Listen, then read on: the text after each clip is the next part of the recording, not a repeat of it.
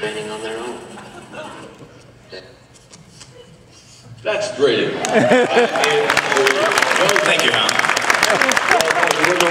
I think from the legs it's a guy. Terrific. I don't think Stanley would approve of the Levi's. It's Casual Friday on the Odyssey. This looks like there's another question coming up. Yes. Nice. While he's stepping up, I have a quick question for you. One of the things that I love the most about 2001: A Space Odyssey as opposed to most other science fiction films, and I'm told that what I like the most is actual ratings death for a film, and that's realism. You don't see that kind of attention to detail and the realism of what space travel's like and what astronauts have to go through.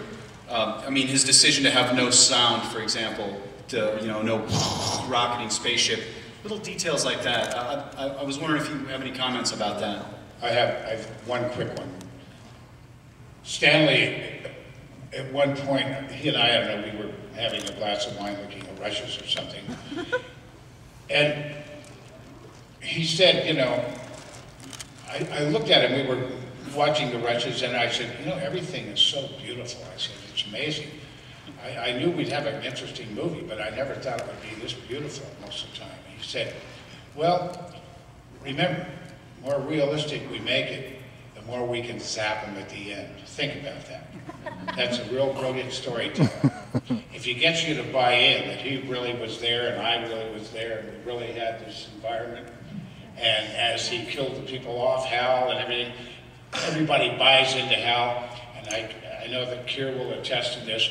You don't have any idea, because we've been doing shows for a period of time, and these people come up to us and they say, that movie changed my life. It was a game changer. It was a this, it was a that. I was going to med school. I dropped out. I went to computer school. So, I also did the pilot for Star Trek, and that's also a sci-fi genre, but, people don't come up to me and say, they don't come up to me and say, well, they come up and say, I bought an ashtray that looks like the Enterprise or something. Anyway, you get my picture. Hi, me again. I was curious, did you feel at the time when it came out, did you feel that it had a positive effect on your careers, negative effect, and then as the years went by, do you feel it had some effect on your careers? Strangely enough, it had absolutely no effect on my career whatsoever. Maybe if the reaction people have today to the film could have been the reaction then, it might have.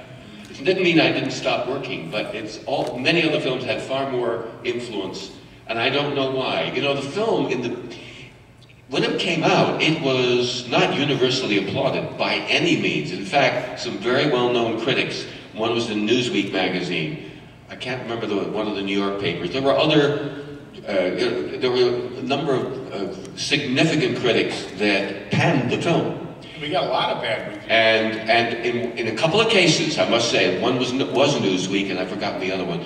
They several months later came back and re-reviewed it and said, in essence, I was wrong. But other than that, nobody retracted their bad reviews, and it really was